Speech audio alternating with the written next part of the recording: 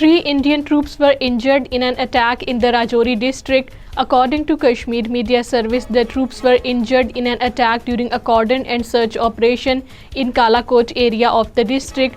The operation was launched by the Indian troops and paramilitary forces on Monday in the area. People's Democratic Party President Mehbooba Mufti and National Conference leader Umar Abdullah have said that the present-day India is doing what is opposite to equality, justice, love, compassion and tolerance as taught by the Mohandas Karamchand Gandhi.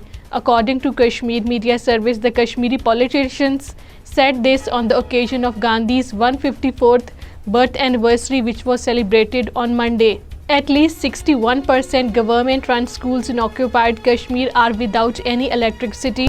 According to Kashmir Media Service, besides, at least 45% of the private schools in occupied Jammu and Kashmir sans electricity facilities for the students enrolled in those educational institutes. The official figures reveal that out of the total number of the government schools, at least 14,240 institutions were lacking electricity facilities.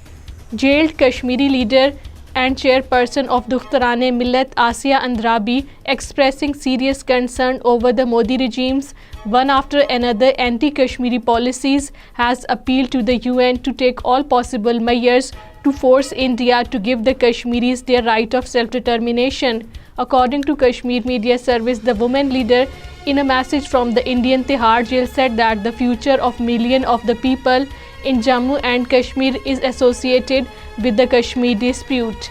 An Indian border security force man was found dead under mysterious circumstances in the Jammu city, the second such incident among the Indian forces personnel in the past 48 hours in the city. According to Kashmir Media Service, the retired from BSF Subhash Maratho, 44 years old, was found dead in a hotel room in the city.